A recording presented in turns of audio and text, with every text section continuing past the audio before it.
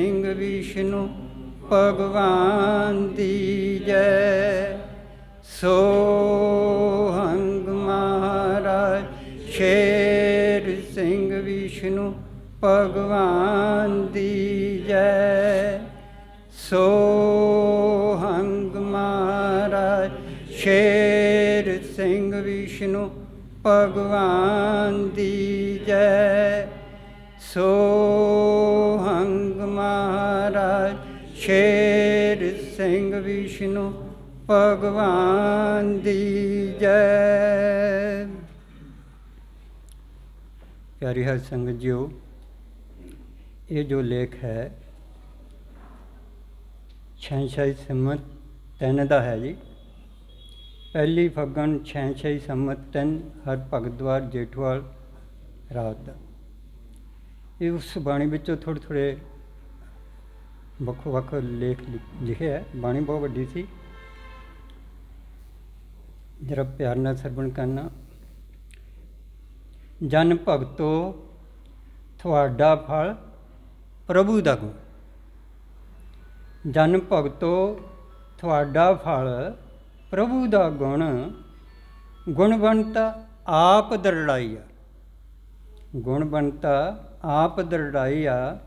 1,84 ਵਿੱਚੋਂ ਲੈ ਚੁਣ। ਨਿਰਗੁਣ ਨਿਰਵੈਰ ਖੋਜ ਖਜਾਈਆ। ਸਾਚੇ ਨਾਮ ਦੀ ਦੇ ਕੇ ਧੁਨ। ਆਤਮ ਅੰਤਰ ਭੇਵ ਖੁਲਾਈਆ। 4 ਯੁਗ ਤੋਂ ਉੱਤਮ ਬਣਾ ਕੇ ਮਨ। ਮਮਤਾ ਮੋਹ ਰਿਹਾ ਮਟਾਈਆ। ਮੇਲ ਮਿਲਾ ਕੇ ਮਾਲਕ ਕੁਲ। ਕੁਲਵੰਤਾ ਹੋਏ ਸਹਾਈਆ। ਕਲਯੁਗ ਕੂੜੀ ਕਿਰਿਆ ਦੀਵਾ ਕਰਕੇ ਗੁਲ। ਚਿਰਾਗ ਚਸ਼ਮ ਨਾ ਕੋਈ ਚਮਕਾਈਆ। ਕਰੇ ਖੇਲ ਆਪ ਅਪਲ। ਇਹ ਕੌਣ ਖੇਲ ਕਰ ਰਿਹਾ ਸੀ? ਆਪ ਅਪਲ। ਭਾਂਡਾ ਭਰਮ ਭਉ ਭਨਾਈਆ। ਹਰ ਜਨ ਸਾਚੇ ਕੰਡੇ ਗਏ ਤੁਲ। ਪਰਮਾਤਮਾ ਨੇ ਆਪਣੇ ਝੋਲੀ 'ਚ ਪਾ ਲਿਆ। ਹਰ ਜਨ ਸਾਚੇ ਕੰਡੇ ਗਏ ਤੁਲ। ਮਿਹਰਬਾਨ ਆਪਣੀ ਦਇਆ ਕਮਾਈਆ। ਜਨ ਭਗਤੋ ਅਗਲਾ ਜਾਪ ਰਹਿਣ ਨਹੀਂ ਦੇਣਾ ਬੁੱਲ। ਜਨ ਭਗਤੋ ਅਗਲਾ ਜਾਪ ਰਹਿਣ ਨਹੀਂ ਦੇਣਾ ਬੁੱਲ। ਹਰ ਹਰ ਹਿਰਦੇ ਵਿੱਚ ਸਮਾਈਆ। ਸੱਚ ਦੁਆਰਾ ਜਾਵੇ ਖੁੱਲ। ਪਰਦਾ ਅੰਤਰ ਆਪ ਚੁਕਾਈਆ। ਜੋਤੀ ਜੋਤ ਸਰੂਪ ਆਪ ਆਪਣੀ ਕਿਰਪਾ ਕਰ। ਸਿਰ ਆਪਣਾ ਹੱਥ ਰਖਾਈ। ਫਲਗੁਣ ਕਹੇ ਮੈਂ ਵੇਖਾਂ ਗੁਣਵੰਤਾ। ਇਹ ਜਿਹੜੀ ਵਡਿਆਈ ਦੇ ਉਹ ਕਿਹੜਾ ਗੁਣਵੰਤਾ ਹੈ ਉਹ ਵੇਖਾਂ। ਫਲਗੁਣ ਕਹੇ ਮੈਂ ਵੇਖਾਂ ਗੁਣਵੰਤਾ। ਹਰ ਵੱਡਾ ਵੱਡ ਵਡਿਆਈਆ। ਜਿਸ ਦੀ ਮਹਿਮਾ ਸਦਾ ਬੇਅੰਤਾ। ਜਿਸ ਦੀ ਮਹਿਮਾ ਸਦਾ ਬੇਅੰਤਾ। ਬੇਅੰਤ ਰਿਹਾ ਅਖਵਾਈਆ। ਜਿਸ ਨੂੰ ਝੁਕਦੇ ਗੁਰ ਅਵਤਾਰ ਪੈਗੰਬਰ ਸੰਤਾ। ਭਗਤ ਭਗਵਾਨ ਰਾਹ ਤਕਾਈਆ। ਉਹ ਜੁਗ ਜੁਗ ਬਣਾਵੇ ਆਪਣੀ ਬਣਤਾ। ਭੇਵ ਅਭੇਦ ਨਾ ਕਿਸੇ ਸਮਝਾਈਆ। 1,84 ਬਣ ਕੇ ਤੁਰਦਾ ਕੰਤਾ। ਕੰਤ ਕਤੂਹਲ ਵੇਖ ਵਿਖਾਈਆ। ਕਲਯੁਗ ਮੌਲੀ ਵੇਖੇ ਰੁੱਤ ਬਸੰਤਾ। ਕੂੜ ਬਕਾਰ ਜਗਤ ਮਹਿਕਾਈਆ। ਖੋਜ ਖਜਾਏ ਬ੍ਰਾਹਮਣ ਪੰਡਤਾ। ਜੋਤੀ ਜੋਤ ਸਰੂਪ ਆਪ ਆਪਣੀ ਕਿਰਪਾ ਕਰ। ਸਾਚੀ ਖੇਲ ਆਪ ਸਮਝਾਈਆ। ਫਲਗੁਣ ਕਹੇ ਮੈਂ ਵੇਖਾਂ ਭਗਤ ਨਿਰਾਲੇ। ਜਿਹੜੇ ਪ੍ਰਭੂ ਨੇ ਭਗਤ ਬਣਾਏ ਆ ਉਹ ਕਹਿੰਦੇ ਮੈਂ ਵੇਖਾਂ। ਫਲਗੁਣ ਕਹੇ ਮੈਂ ਵੇਖਾਂ ਭਗਤ ਨਿਰਾਲੇ। ਨਿਰਾਕਾਰ ਦਇ ਵਿਖਾਈਆ। ਨਿਰਾਕਾਰ ਨੇ ਵਿਖਾਤੇ। ਜਿਨ੍ਹਾਂ ਮਿਲਿਆ ਦੀਨ ਦਿਆਲੇ। ਦਇਆ ਨਿਧ ਹੋਏ ਸਹਾਈਆ। ਬਸਨ ਸੱਚ ਸੱਚੀ ਧਰਮਸਾਲੇ। ਦੁਬਾਰਾ ਇੱਕੋ ਸੋਭਾ ਪਾਈਆ। ਫਿਰ ਉਹਨਾਂ ਅੱਗੇ ਕੀ ਕਿਹਾ? ਨੇੜੇ ਨਾ ਆਏ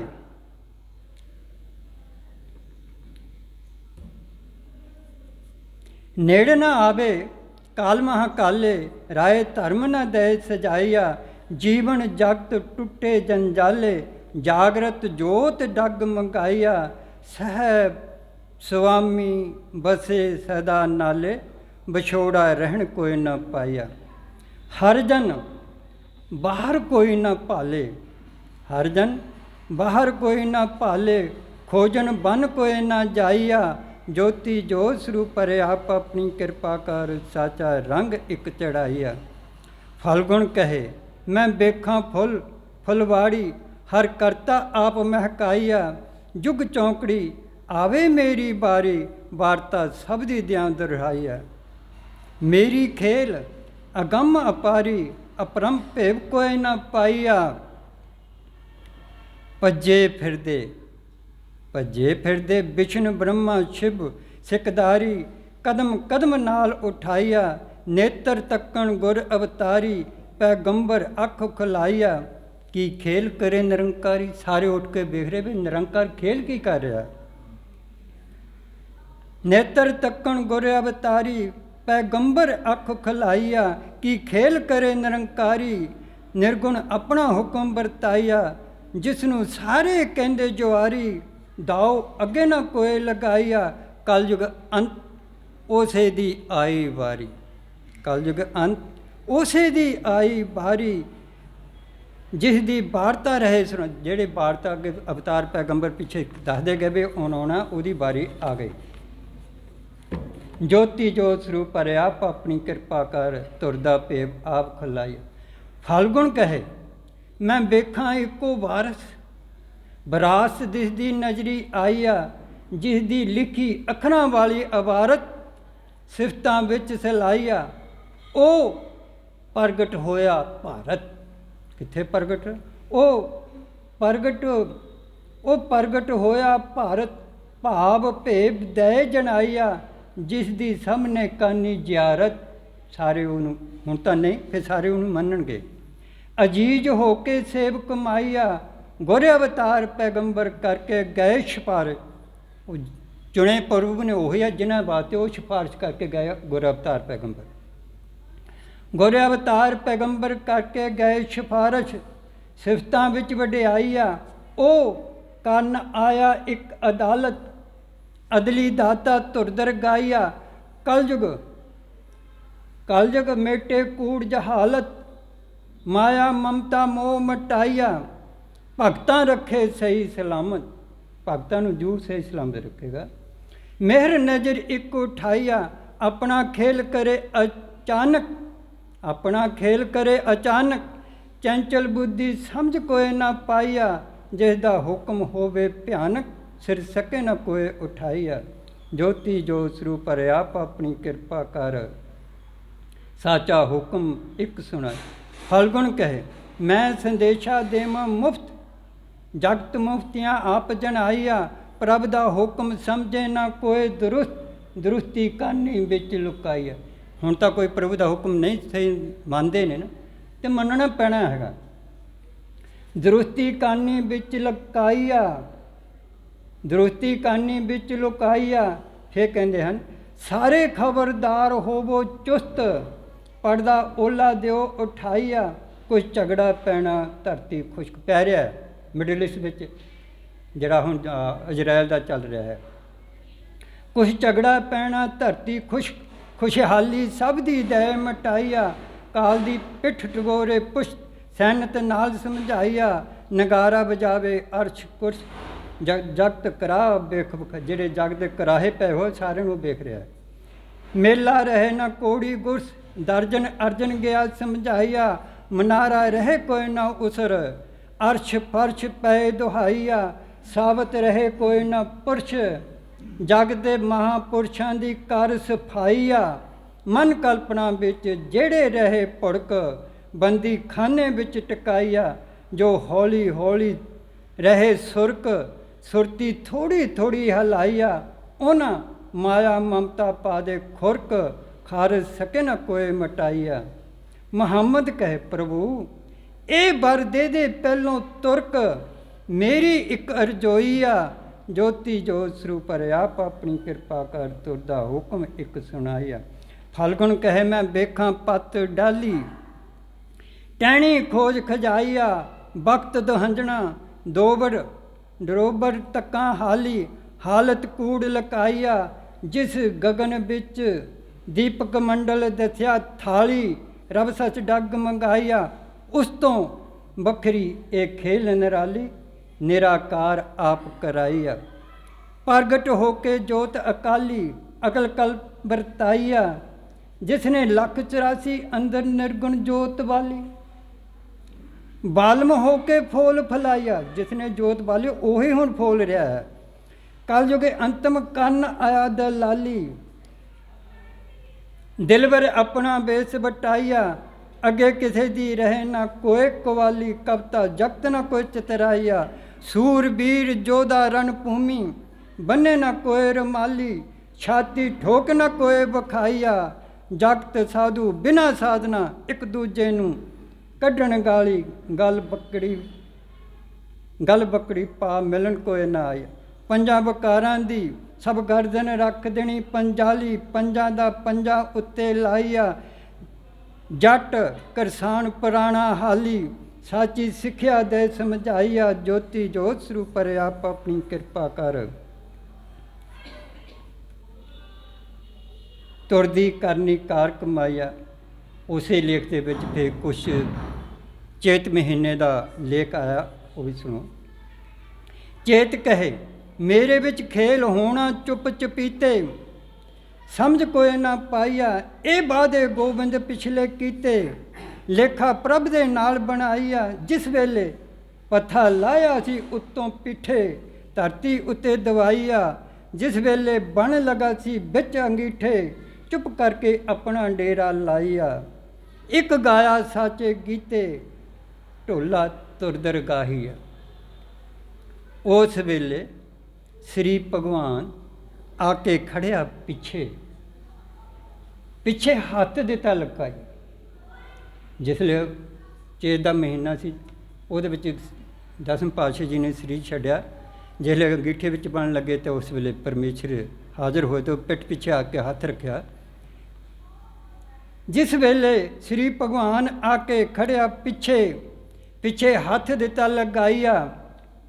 ਫਿਰ ਪਰਮੇਸ਼ਰ ਕੀ ਕਹਿੰਦਾ, ਗੋਬਿੰਦ ਸਿਰ ਤੋਂ ਲਾ ਦੇ ਕਲਗੀ ਤੇ ਸਾਫ ਦਿਸੇ ਸੀਸੇ। ਤੂੰ ਆਪਣੀ ਕਲਗੀ ਲਾ ਦੇ।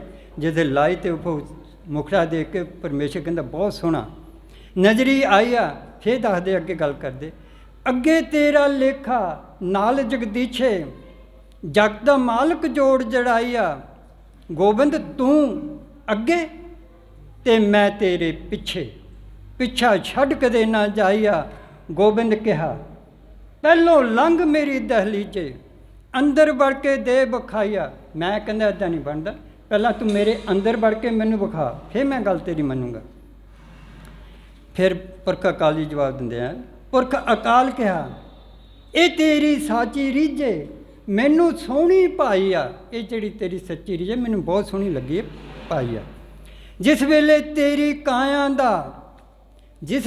ਤੇਰੀ ਕਾਇਆਂ ਦਾ ਕੱਪੜ ਪਹਿਨਾ ਕਮੀਜੇ, ਆਪਣੀ ਖੇਲ ਵਿਖਾਈ ਆ। ਜਦੋਂ ਮੈਂ ਤੇਰੇ ਸਰੀਰ ਪਹਿਨੂੰਗਾ ਫਿਰ ਉਦੋਂ ਮੈਂ ਤੈਨੂੰ ਆਪਣਾ ਖੇਲ ਵਿਖਾਵਾਂਗਾ। ਪਹਿਨਾ ਕਮੀਜੇ ਆਪਣੀ ਖੇਲ ਵਿਖਾਈ ਆ। ਅੱਗੇ ਸੁਣੋ ਜੀ, ਤੇਰੇ ਗੁਰਸਿੱਖ ਮਲਾਮਾ ਨਾਲ ਬੀਬੇ, ਬਾਹੋਂ ਫੜ ਉਠਾਏ। ਜਿਹੜੇ ਗੋਬਿੰਦ ਦੇ ਵੇਲੇ ਸਿੱਖ ਬਣੇ ਸੀ ਉਹੀ ਫੜ ਕੇ ਹੁਣ ਉਠਾਏ ਤੇ ਉਹੀ ਨਾਲ ਮਿਲਿਆ।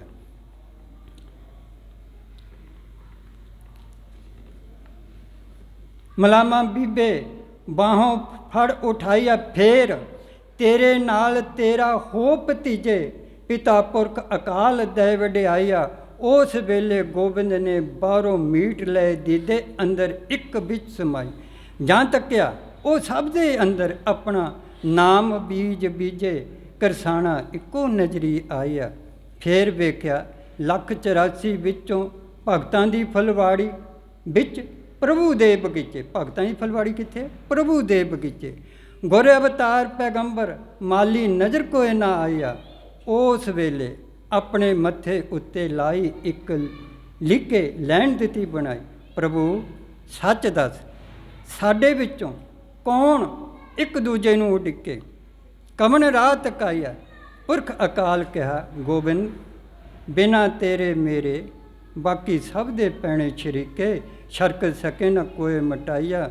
ਉਸ ਵੇਲੇ ਪ੍ਰਭ ਨੇ ਜੋਤ ਸ਼ਬਦ ਦੀ ਧਾਰ ਵਿੱਚ ਉਹ ਅੱਖਰ ਲਿਖੇ ਜਿਸ ਨੂੰ ਲਿਖੇ ਕੋਈ ਨਾ ਕਲਮ ਛਾਈਆ।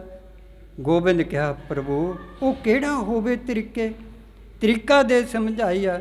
ਜੋਤੀ ਜੋਤ ਸਰੂਪਰ ਆਪ ਆਪਣੀ ਕਿਰਪਾ ਕਰ ਆਪਣਾ ਭੇਵ ਚੁੱਕਾ। ਪਿਆਰੇ ਹਰ ਸੰਗਤ ਜੀਓ, ਇਹ ਬਾਣੀ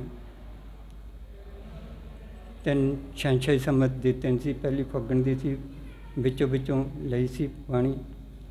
ਔਰ ਦਾਸ ਬਾਣੀ ਪੜ੍ਹਦੇ ਕਈ ਤਰ੍ਹਾਂ ਦੀਆਂ ਭੁੱਲਾਂ ਚੁੱਕਾਂ ਹੋ ਜਾਂਦੇ ਹਨ।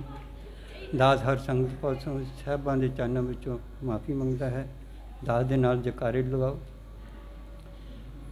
ਸੋਹੰਗ ਮਹਾਰਾਜ ਸ਼ੇਰ ਸਿੰਘ ਵਿਸ਼ਨੂੰ ਭਗਵਾਨ ਦੀ ਜੈ।